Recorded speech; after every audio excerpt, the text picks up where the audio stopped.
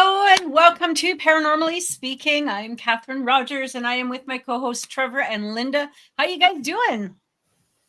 Doing good. How are you, Kathy? I'm doing good. I'm watching Lynda with the thumbs up. Yeah, no, I'm doing really good. Thank you for asking. Nothing is new or exciting around here, but yeah, we're doing good otherwise. How about Awesome. you? Just staying busy. I wanted to be on last week. I had a power outage and we couldn't find a workaround on that, and so I kind of miss hanging out with Sparky. But the we got Halloween coming up, which is going to be fun. We got a public investigation that night with out at the old tuberculosis hospital, and then we're following up with a new an investigation of a new location for us. And so we're really looking forward to that. Heard some really cool stories about this place. Um, I've never been there before, but I'm sure we will do some live while we are out there. So I'll let everybody know. That's pretty cool. So can you tell us the place or not yet? I don't know that I can leak that information as of yet. So we have some people on Facebook that they'll if they watch the show and stuff they might try to show up that aren't part of the team. So Oh, we usually Yeah, I get it. Yeah. yeah Got to keep it under wraps. You don't yeah want a public spectacle of people showing up with their flashlights and shit. right. Like, oh, can we come too? Can we come too? No, you can't come Hey, too. we heard Sorry, you were that's hanging not. out. Yeah. So we're gonna be doing that, and yeah. So that's gonna be my next week. Oh, and then actually the following weekend we will be in Port Gamble, Washington, for the Ghost Conference out there, and I'll be teaching a 2 hour, I guess, a 2 hour presentation I have to give. Ghost hunting. 2 hours. I mean, come on, really? They couldn't What's it find on? anybody else to speak for the whole day, so they're like, "Oh, hey, this guy said he'd do it, so let's just give him the whole block." Well, you do a podcast, Trevor, so you'll be fine. I'm sure it'll be. I'm sure it'll work out. So I've been. What is your talk going to be on? I have kind of a presentation. It's just like paranormal 101. Just kind of goes for everything about and talk everything from the history of ghost hunting, where it kind of comes from, where the first ghost hunt, like, I mean, we talk about, I get into, like, I mean, the first time anybody even mentions in text ghost, which was in like Mesopotamia, like at the time of like Gilgamesh, and like way back then they found like this pottery and they think it had something to do with talk about spirits and how to do an exorcism. Oh, And and so this was like, what, 2,500 years BC. I mean, it was a long time ago. We talked a little bit of, just, and it's kind of how it progressed all the way up to where we are today. And I talk a lot about ethics in ghost hunting, do's and the don'ts, and talk about how, because, like, I mean, the ghost hunting community, it seems like it's a big community, but it really isn't. I mean, it's a small group, and what one team does really does affect another team, good or, I mean, positively, negatively. And then of course we get into evidence and what we consider evidence, and I show a bunch of stuff, and we'll talk a lot about orbs, I'm sure. So dust. uh yeah, yeah, dust. So, but anyway, yeah, it should be pretty good. um That's yeah, pretty cool. I made a PowerPoint presentation and everything. Wow, good for you. 2 hours death by PowerPoint. I'm really trying to avoid that. There's not that many slides, really. It's mostly just, yeah, me talking. Hopefully it'll be very interactive. I hope to have an interactive crowd. So Oh, I'm sure you will. I'm sure you will. yeah. cool. How are you, Lynda? How's everything? How are you feeling? Because I know last week you weren't feeling very good. So No. are you human again? Yeah, I'm getting there.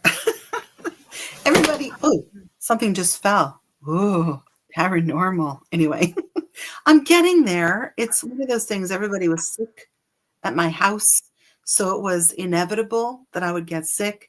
And of course, this is my crazy time of the year because we do so many events. We're doing like 3 events a week. Oh, Uh, wow. I know it's crazy since the beginning of October. So it's a little bananas. I'm really tired. I think that's another reason I get sick. But yeah, it's okay. But I find, when you do public investigation experiences, it's really interesting because so many people, and I know you'll go, yeah, right. So many people are like, they want to see activity, right? They want to see things happen. And it's really interesting when something does happen, but often, not a whole lot happens.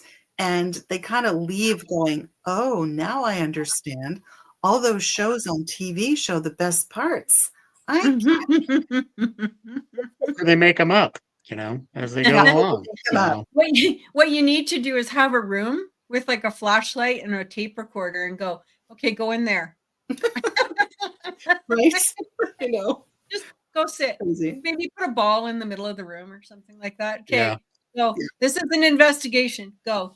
There you go. Yeah. Go, Yeah, I go know. sit. You know? I mean, for the most part, when you explain things to them and you do a little bit of a presentation, they do get it eventually. And Yeah. it doesn't make it any less exciting because they see a lot of the equipment that we use on TV or on YouTube or whatever. Yeah. So it's exciting for them, and if you make it Of course. interactive, like we did the Estes method at our last event. We did it twice because we had 2 groups coming in, and it was really successful. We got some really amazing responses to our questions. So, they'd sort of seen it all on TV, but when you get to actually experience it in person, Maybe tell us what that is. So for people that don't know. Oh, the Estes method. Oh, yeah. Okay. So that's a method of communication using a spirit box that was kind of first done in Estes Park, California. So what you do is you basically cut out any form of distraction or manipulation. So what we do is we use headphones Yeah. and we blindfold the person as we attach the headphones to the spirit box. So they really can't hear what we're asking. They have absolutely no stimulation, no outside stimulation. They're not influenced by anything. And then, of course, we ask questions pertinent to the ghostly activity that's happened or happening in the location. And it's really incredible what comes through the spirit box when you do stuff like that. Really, it's pretty incredible. So have you done that too, Trevor? I've seen it done. I haven't really messed with it a lot myself. I'm still on the fence about the spirit box thing. Yeah. I've got some concerns when it comes the spirit box. It works off of radio waves, and Yes. so basically what it do is it cycles through radio channels, and every once in a while you'll be able to pick a word out because it cycles very quickly through it. I mean, it's like, I mean, and that's what you hear, just like somebody just turning channels as fast as you can. Yes. And so, but every once in a while, a word or a phrase will stand out. And so the idea is if spirits are able to communicate via certain frequencies that perhaps we're not able to hear with our ears, and this may be why we get EMF or excuse me, EVPs and things like that. That by cycling through those frequencies, we may be able to hear a response from a spirit. The problem that I have with it is that yes, you are hearing words, multiple words, multiple stations are coming through, and every once in a while something's going to come out that makes sense. Somebody, you're going to hear, a yes. And so somebody asks, are you a male? And you say, yes. And oh, what a coincidence. However, I have been in situations where there was things that came through that just was too good to, it was like, that's too much of it, so The last experience that I had with it, we were in Gooding because that's where we investigate primarily. And Peter was with us. And so you wear headphones like this. You can't hear anything external. All you hear is in the headphones. So it's loud. The spirit box. You're hearing all the different things that are going on, and you're blindfolded, so you can't see anything. And yeah, so I had been in another part of the building when they had started, and then came in the middle of it. He had no idea I was even there. And one of the investigators asked, who are you standing next to? And she named so and so and so and so and me. And he blurts out, Trevor, and I was like, what? And it wasn't like I didn't care if there was a ghost standing by me, but I mean, it's like he had no idea I was even in it. So that kind of, that was interesting, I thought. So, and he finished and took everything off, and I'm like, dude, and he's like, whoa. I'm like, did you even know I was in here? And he's like, no. Where did you come from? So Yeah. I don't know. Yeah, that's why I think doing that method as opposed to just kind of doing it in the open air in front of everybody is so much better, because there's less chance of anybody reading into things or misinterpreting, or that sort of auditory pareidolia that everybody, Yeah. else And prays. that's what I've seen a lot with it, because I've listened to things that people have presented, and they're like, oh, it says this. And I'm like, I don't hear No, it doesn't. any of that. I don't know what you're talking Right. about. So Right. yeah. It's better I than don't know. those apps. I mean, we have a couple of team members that are experimenting with applications. Yeah. I'm so skeptical of those apps. I mean, No. they're great entertainment Yes. value, but I mean, some of the stuff that's preloaded into that, it just Exactly. randomly, right? It's going to Yep. spit out things like, she hurt herself. It's like, Yeah. really?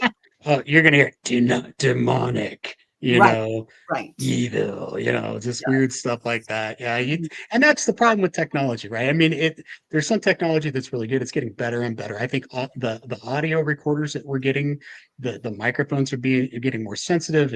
Things are getting clearer. I think we're actually catching more evidence because of that. Yes. Um, but at the same time, when you get a lot of these, like the apps and these different programs, they're programs. They run programs. They run whatever the creator puts into there, and like they all say, it's like they're for entertainment purposes. I mean, they're supposed to be fun. So Ultimately, they're going to have an algorithm of some sort. yeah, Exactly. Yeah. Yeah. Which is why investigations using applications are so much more compelling, because, these voices come out and they say things like, hmm I'm going to get you, or she hurt herself, or demon. one of my team members has, I can't remember what it's called, but it's kind of like a spirit box. It's almost like a Obelisk. cross between a spirit box and like an Ovilus type Yes. deal, where it's not what the thing that I like about it is that it's not connected to anything. There's no internet, there's no Nice. whatever. So, but it's basically like a database Right. of whatever, or yeah, I think that's how it works. It's kind of like an Ovilus, and it goes out to a speaker. And I heard some very interesting things out of that too. Cool. Um, However, the thing that drives me nuts is like the speaker itself is like, when it comes out, it's like really spooky sounding. There's a lot of reverberation and a lot of weird kind of sounding voices. And it's like, okay, I kind of want to talk to whoever built it and say, okay, can you make one of these without the weird sounding voices? Can you just make it so we can understand what it's saying and that it's Yeah. not coming out all creepy? Because to me, that would be more. I would buy into it more if it didn't sound like it was trying to be scary. Yes. So I agree with you. 1,000%. That's why we have to investigate together. Well, speaking of well, investigations, this is our topic today is can a Segue. location be over investigated? And I think this was a brilliant topic that you brought to us, Lynda. I really like this. I'm excited to to dive into this a little bit because I think about it in the extent of why would it not become an issue at some point, right? And I mean, either these spirits are going to be really pissed off at the fact that people keep invading them, or maybe they're enjoying it. But can it also affect the investigators too? Good point. Good point. Yeah. Yeah. So, where do you want to start with this? Because there are a few locations that you gave me, and I think that they're really interesting. One of the ones I wouldn't mind talking about to some degree is the Conjuring House, because there's a big controversy going on with that at the moment. And for whatever reason, it seems to be really, I hope you guys can see that. Mm-hmm. Yeah. It should be coming up. Yeah, so the Conjuring House, let's see here. We've got some images. They have they do have the Annabelle doll because everybody went there recently, right? Can you guys see this good? I hope you can. I think you can. Okay. Yeah, we can see it. It actually looks like a pretty cool house, to be honest. It does. It does. But so there's a lot of controversy with this. I don't exactly know what the full issue is. I don't really want. I don't know if you guys know what the whole thing is. I think that basically what was happening is there was some fraud going on, from what I understand. Somebody was renting out. Whoever was owning it did rent it out, but apparently, like halfway through the investigations, she would find, or they would find, the owners would find a way to stop the investigation and make some sort of claims that somebody wasn't doing this, that, or the other thing right. And I guess deposits weren't, being honored. And I guess there was all kinds of bad stuff from what I understand. I'd heard there was some serious issues with the owner of the place that first of all, I'd heard they were charging an exorbitant amount of money to go out there. Yeah. And then, there was some weird stuff going on. It does look like a beautiful location. It does look cool. Yeah. But a place like this, okay.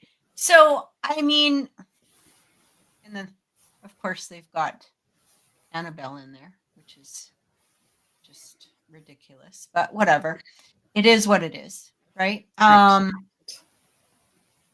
yeah, what are your thoughts in regards to like the Conjuring House, for instance? Like, I mean, personally, I think it's not just hang on, where do I stop? Well, wasn't the house cleansed?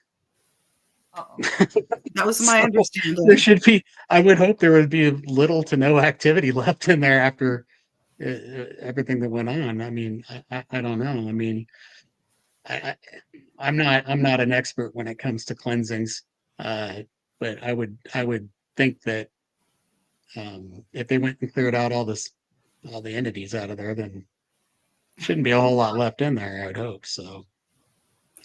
Hey, well, you would think, right? Like, who cleansed it? I didn't even know that they had cleansed it. I thought I thought the Warrens cleansed it, didn't they? Oh, I thought.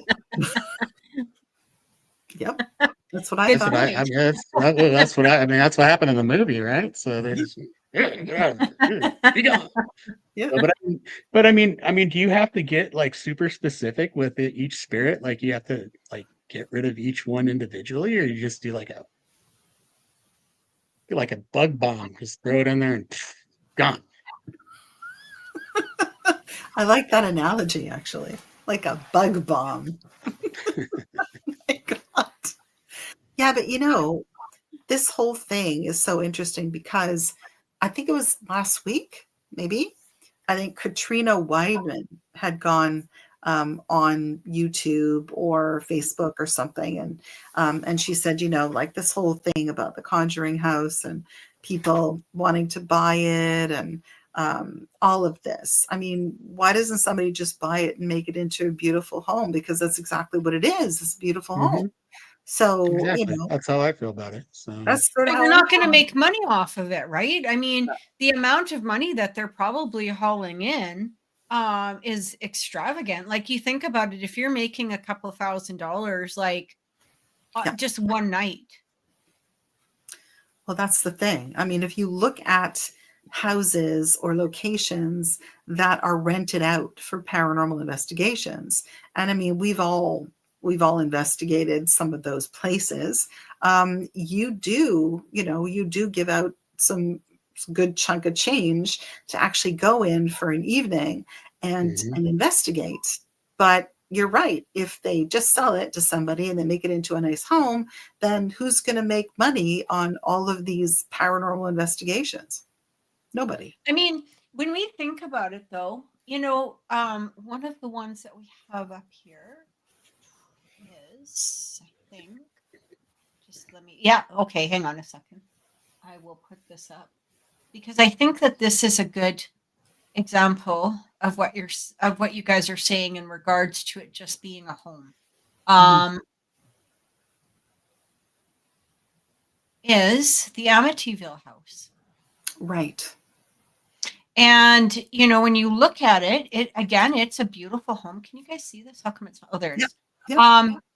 It when you look at it, it is a beautiful house. A very, very, I Mhm. mean, it's gorgeous. In 1974 and in 2024, whichever one. Um, Beautiful home. And you got to respect the owners because this is the Amityville house. I mean, this is the house that, I Mhm. mean, if there was ever an Airbnb that would make a ton of money, that's it right there. Right? Yep. Yeah. Yeah, I Yeah. guess they wound up changing the windows because they got tired of people pulling up to take pictures and Yeah. stuff. So Yeah. So they too switched them out. recognizable. Yeah. But you got to And respect I the think that's people. part of it. That's part of the issue. It's a catch-22. So if you have a legitimately historical and haunted location, I would love for that place to be available for investigation. I think because there are a lot of them, but I mean, getting access to those places as far as like, serious paranormal investigators, and I'm not talking about weekend warrior, just like I just want to go have some fun. I want like, I mean, we're, those of us that are really trying to um bring this field to light, to bring spirits, out, to for just say, hey, yeah, look at what we're finding here. This is a real science. There is things going on that we don't understand that we want to know more about. And trying to find legitimate locations where we can get solid evidence like that sometimes is really hard to get into. If people sell those out, that's fine. That's their prerogative. People want to live there. That's great. But what's to stop those people from tearing those houses down? Or things like that. So those are some of the concerns I wind up with in some of these historical locations. But I mean, an owner's prerogative is an owner's prerogative, right? Yeah. So that would be, if the Conjuring house, I don't know if it's haunted or not. I have no idea. Never been there. Perhaps it is. Maybe there's some still spirits lingering there. I don't know. But I'd hate to see it get torn down. You know. So and if somebody owns it and they're like, oh yeah, we're going to charge you, $2,000 a night to come out here and hang out, and people are paying it. Okay, that's their prerogative. But whoever the owner is just needs to honor their deals and not try to extort everybody out of their money. Well, So for sure. But do you think so? Going like just kind of going with what we were talking about. Do you think going into a place like the Conjuring House and repeatedly investigating it, do you think that could change the energy? Like really with any of these places. Like the other one that I actually I'm just going in here. I keep forgetting that I can't just press on something. I actually have to like share my screen. This is another one that, is quite popular, is the Lizzie Borden house. Like it's a bed and breakfast museum now. Mhm. And so you got to ask yourself, like, okay,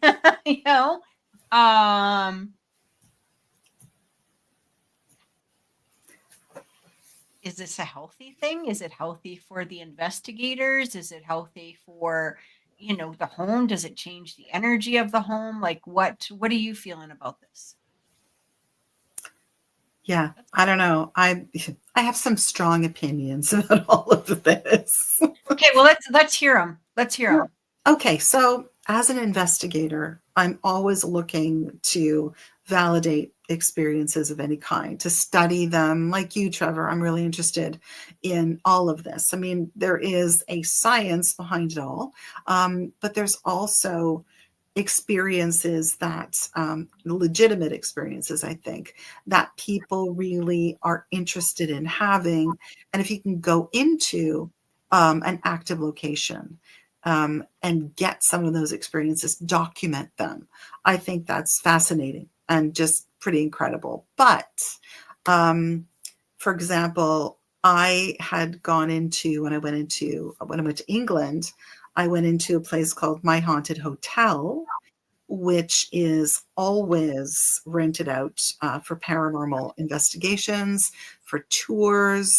And the problem, I think, with some of the locations is that you can invite things in that you really don't want there. You can provoke things. And it's, again, dependent upon how you proceed with an investigation. Number one, are you being respectful of, the spirits there and of the location?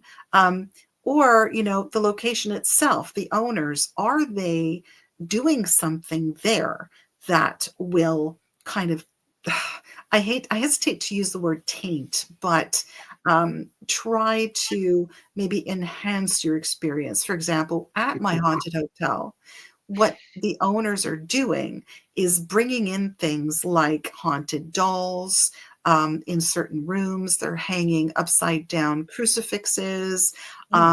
They are bringing in so many people to investigate. And I don't know, because I'm not there all the time, I don't know how they do it. But I mean, do they vet any of their investigators? And Trevor, you'll know exactly what I mean by that. I mean, there are investigators out there that provoke, that do things that are really not what I would call respectful. Absolutely.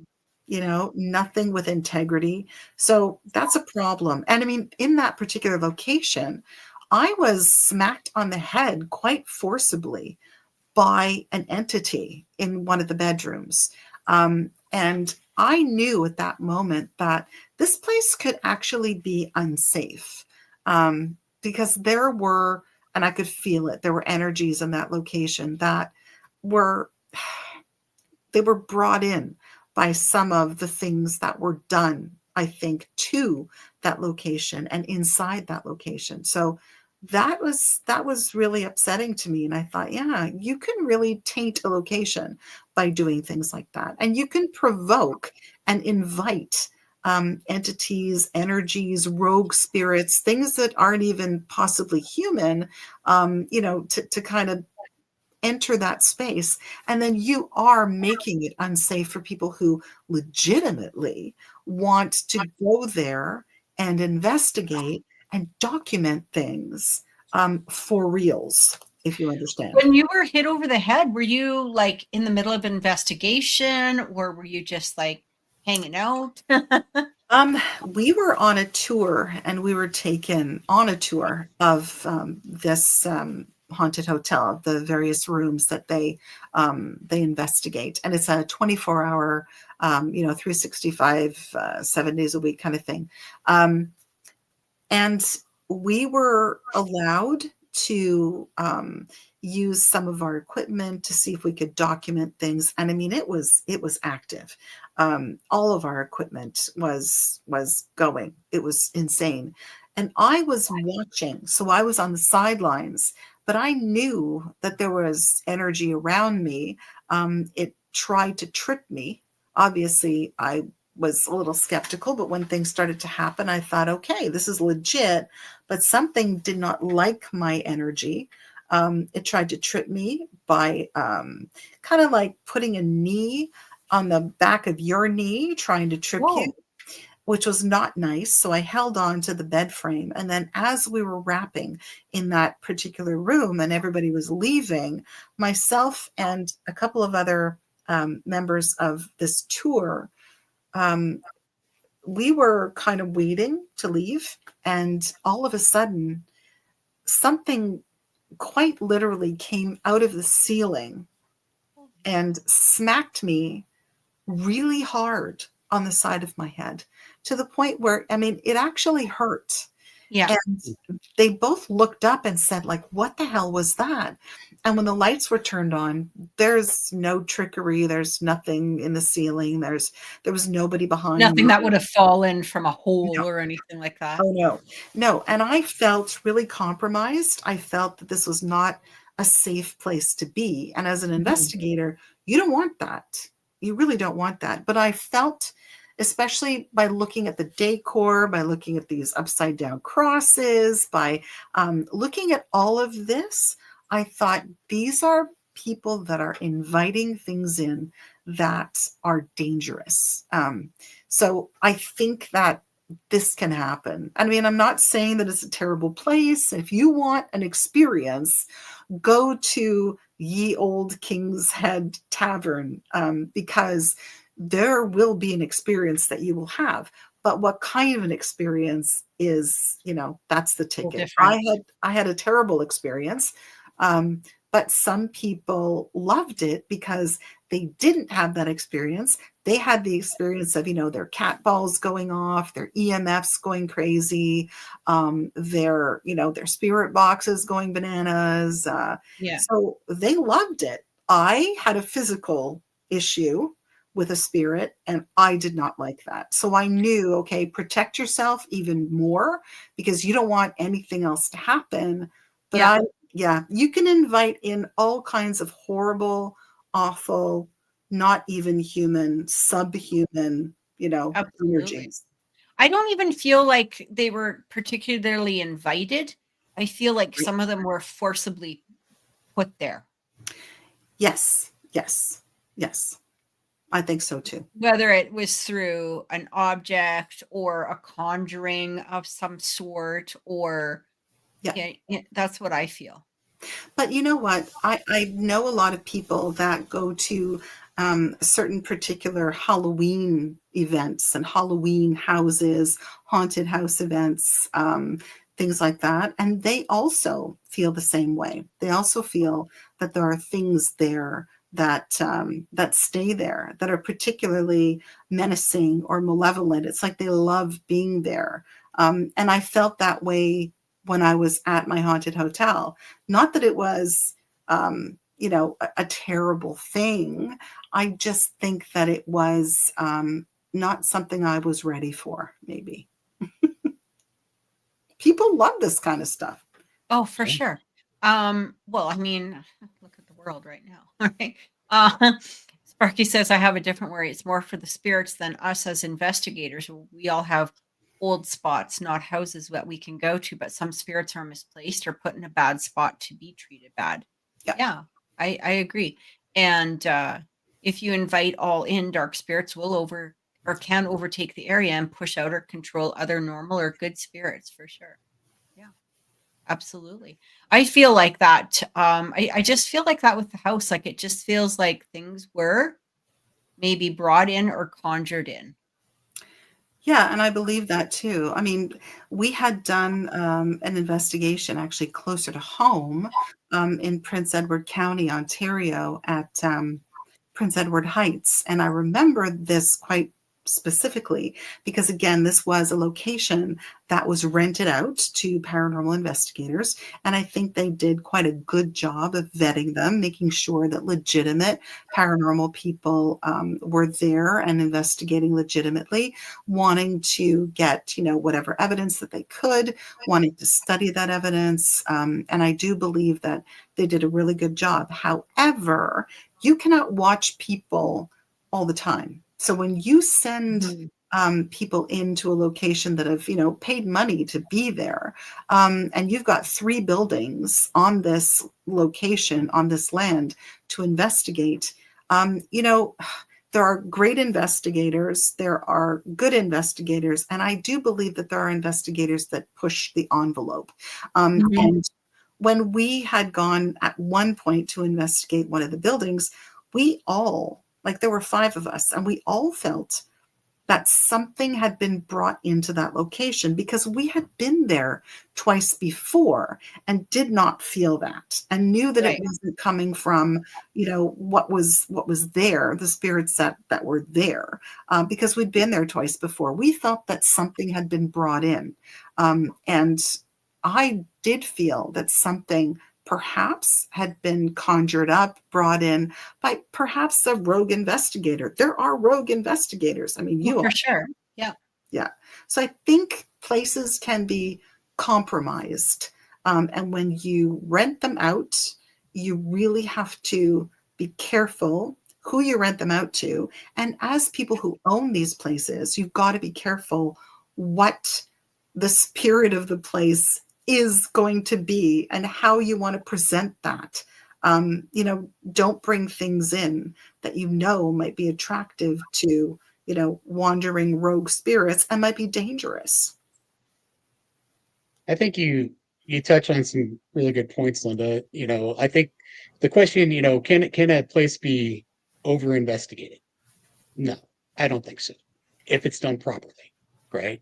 So, and I bring this up because, like I've investigated the tuberculosis hospital in Gooding, a dozen plus times, and what that allows us to do though, as paranormal investigators, is to kind of establish kind of what is already there, what we know is there, what's going on, who you start seeing the different spirits, their different personalities, and understanding what triggers them to respond, and etc.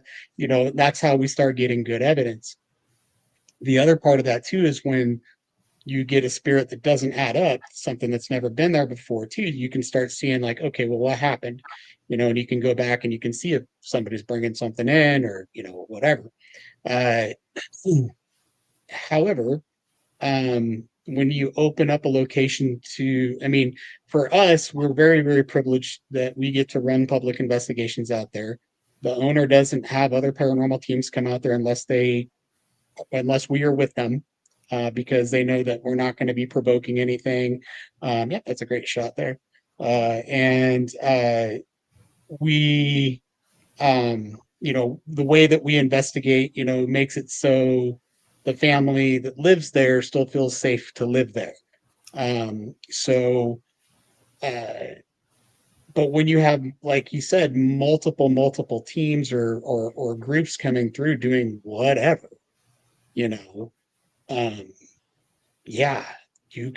they can do a lot of damage to the people that have to live there or stay there permanently. The other aspect of it, like you said, when a place becomes so commercialized that people are going there with the expectation that something is going to happen, the owners then feel obligated to make something happen. Stuff super active and mild, although they like you. I don't think so.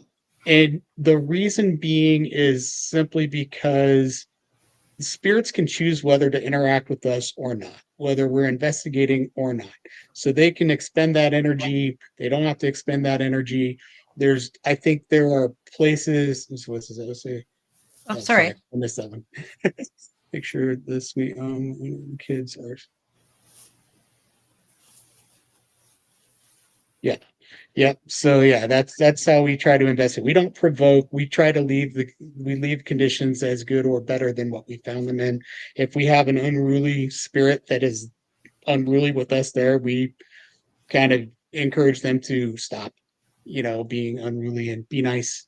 But the issue that with owners want, so for example, um I remember there was an episode of Ghost Hunters, one of their early episode, where they discovered speakers hidden up in the ceiling and that were playing creepy sounds every once in a while. And I Oh. think there's a lot of these places that are like haunted, and they may really really be haunted, but people want these crazy experiences, and that's what they expect. So the owners feel obligated to make something happen. Wasn't there an So episode of like Supernatural where they went to the Lizzie Borden house and it was all hawked up on all kinds of gizmos and yes, gadgets going yes, on? exactly. So I mean, and so when they're putting things in there like upside down crosses and things like Yeah. that, and I would go into a place like that, and I don't know that I would have a very hard time convincing my team that anything that we catch on like EVP or recorders can be legitimate, right? Because there's a place out in Washington that I kind of want to go stay at because it is reportedly very haunted. I think it's called the Mansfield Castle Hotel. And it was funny because we get there, and it's a beautiful hotel, very picturesque. And I'm standing out front and I'm taking a picture of the hotel and stuff. And I get to look in it. I didn't notice it at first until I went up into the attic, but after I saw it, I went and looked on my phone, and then sure enough, you can see it in the picture. But they have one of the things they had was a face stuck into the window Oh, jeez. way up. So when people are taking pictures from afar, and later on they look, they're like, "Oh my gosh, there's a face in the window." Wow.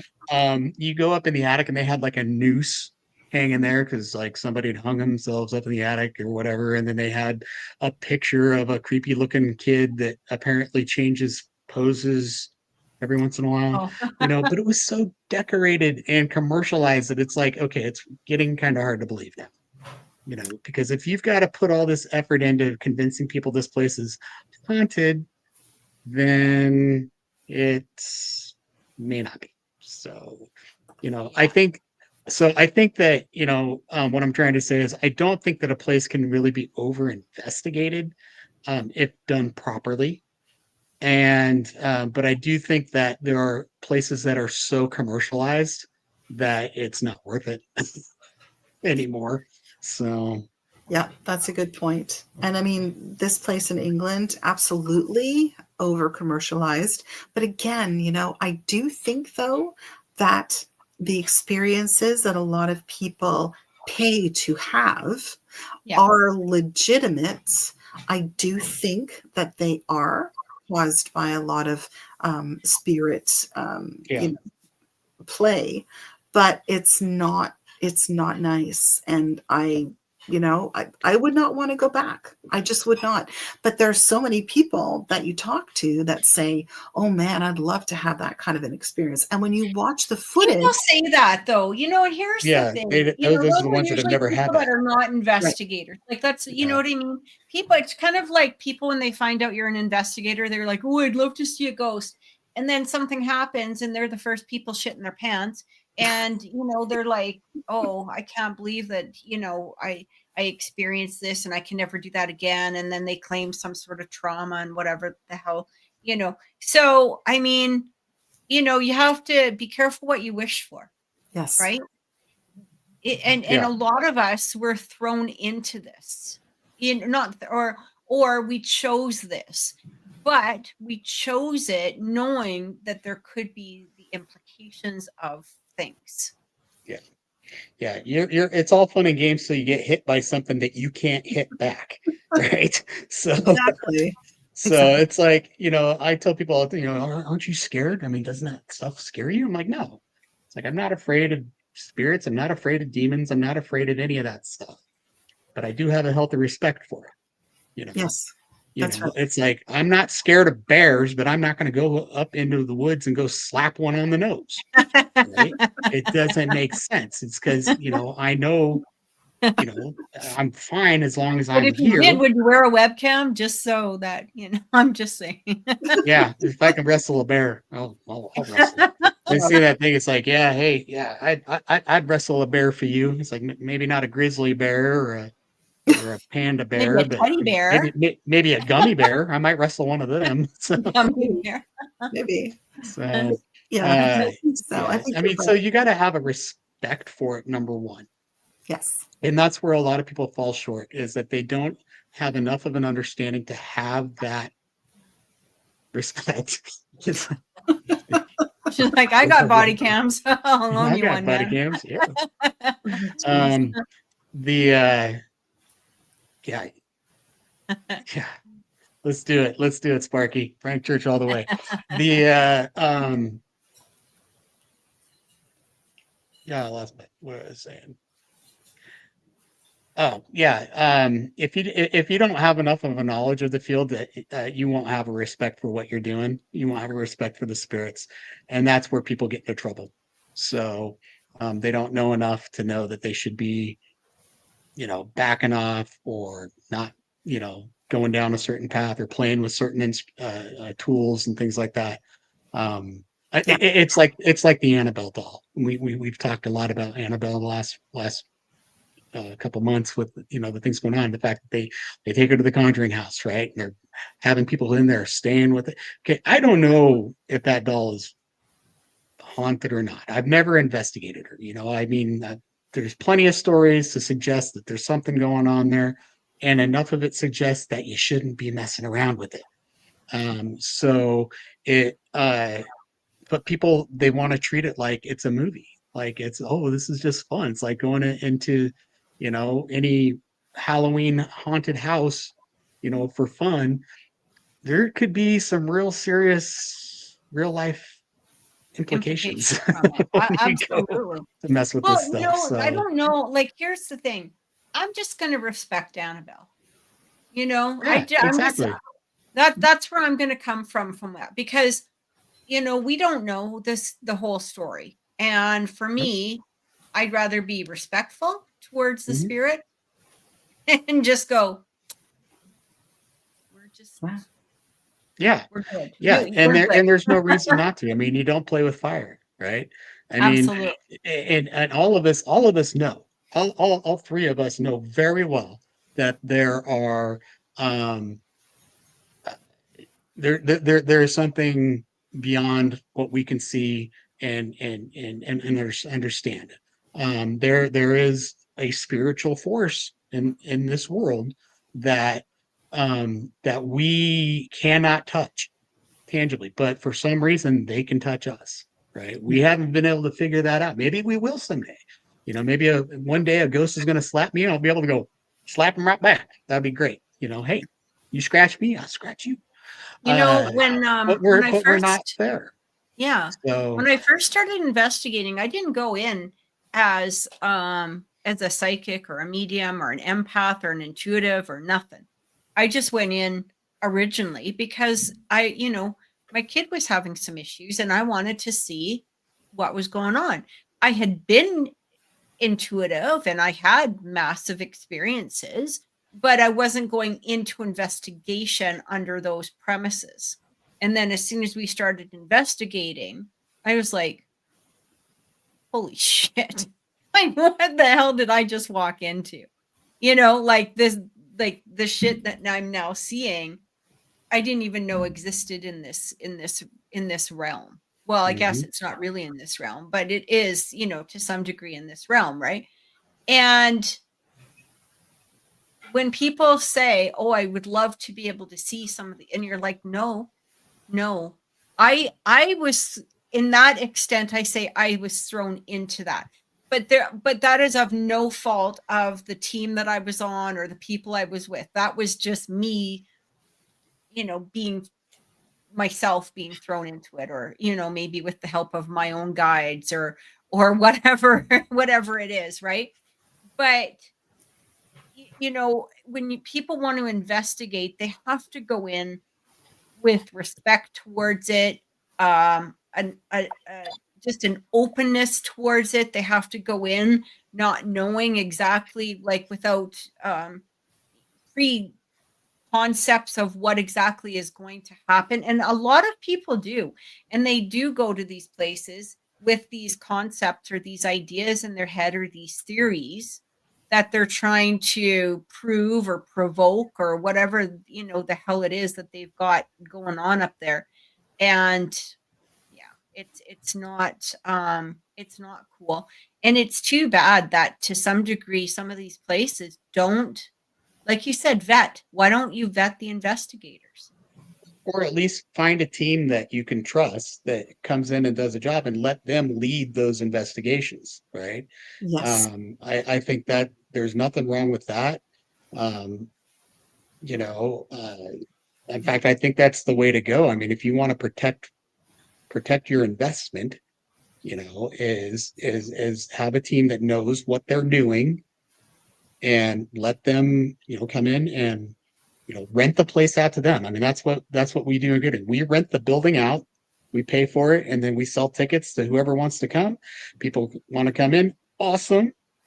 And we our goal is to break even. We're not trying to make a huge amount of money or anything like that. So but what you get out of that at least is like somebody to kind of watch what's going on, and kind of like Sparky alluded to earlier, is to tell people, hey, no, this is not how we do this. If they're not investigating properly, if they're being disrespectful to the location, to the spirits there, we can stop that. We can say, nope, that's not how we're going to do things. This is the way this is going to go. And if they don't like that, then they are invited to leave. Yeah. So I think to some degree, bringing up the Conjuring house, I think that in her head, maybe somewhere, I don't know. I don't want to make judgments on that one. But, this was sort of, from what I'm understanding, was kind of what was happening. But the thing is that it really had nothing to do with the paranormal. It was more like, mundane everyday things that really was upsetting whoever it was that was owning the house or what was ever happening. And it kind of turned it into like a complete shit show, So every time which is unfortunate, right? But Yeah. yeah. But it's hard too. I mean, when you are like Trevor, It's you and Sparky. yeah, Sparky. Oh, Sparky. I wish I'd been well enough last week. Anyway, when you do public investigations, and especially at this time of the year, people always want to do public investigations and get in on things. There's that expectation. And I'm not saying everybody expects to see or experience something, but there's that expectation of a few in the crowd that are like, well, I wanted to see something, or I wanted to experience something. But it is amazing when you do a public investigation, you explain the processes, and you go through the whole thing. It's amazing how when you show people what it is that you do, and possibly something little happens, maybe your REM pod goes off, or, something happens. It's amazing and such a wonderful thing as an investigator when a couple of people in the crowd go, oh man, you made my night. Like, that's all that I wanted to see. I was really curious. They don't want to get bonked on the head. They don't want to get, they don't want to run out of the building screaming like some people do. But I mean, it's nice to be able to share the experience of what we do, and show people what we do. And the end result isn't necessarily, having something amazing happen. It's showing people how we go in to a situation, the respect that we have for the location, the spirits in that location. And I mean, to me, that's what this is all about. 100%. And the nice thing about having a team like yours or mine that are helping run these investigations, and we can help set the expectations early on and explain to people like, look, spirits, we're dealing with like mostly human spirits, we believe. And, you know, like any human spirit, they're not trained circus performers, you know, Exactly. they may or may not be active.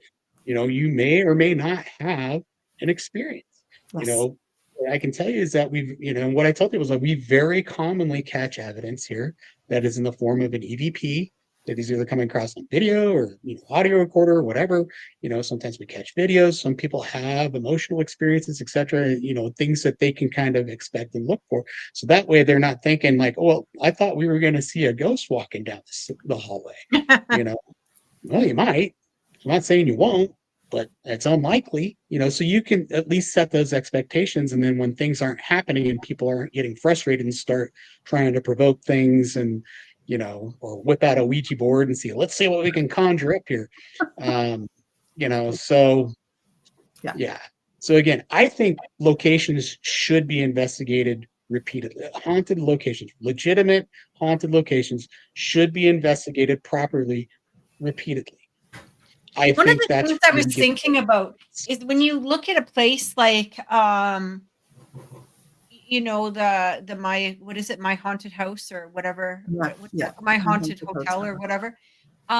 You know, with all of that energy in there, the sad part is that especially if they're bringing in or conjuring stuff towards that location, you know, the owners aren't going to be around forever. That's right.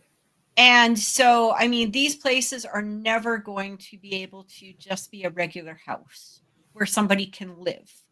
And again, that's where I have respect for the owners of the Amity House, you know, like basically being in a place where they were like, we're not listening to any of this nonsense. We're this is our home, right?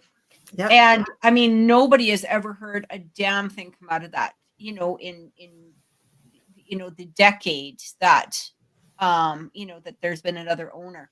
So you think about it and you think like these places like the Conjuring House, how are you ever going to actually live there?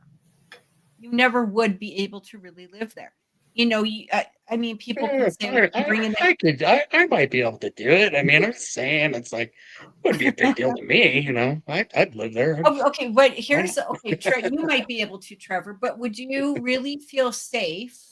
And I mean, maybe you would. Maybe you'd be fine with it. But I'm thinking, would you feel safe though, bringing your grandkids, you know, and the generations of it? Right. I think that maybe after a while you could change the energy. Maybe not in a place like my haunted hotel. Okay, like that. I think that that's pretty much a write-off as far as it ever being an actual maybe hotel or what, not just a hotel, but you know, besides like a gimmick or whatever it is at this point, right? But I do feel that again, going back to the Amityville house, like, you know, you never hear about it unless we bring it up. You never talk about it. You know, Spooky Queen has a good point. She says, I would worry about people breaking in. I think that very good point, right? That would be my biggest worry about living in a famously haunted location. Yeah. Would just be people. Like anything else, is like what scares you most about doing investigations? I said the living. Yes. So I mean, seriously, it's not yeah. It's just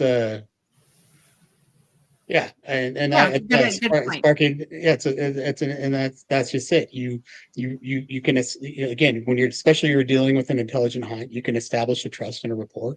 You know, and I find that there are certain investigators in certain locations that get better results or responses than others. For example, when Peter comes to Gooding, oh my gosh, that place blows up.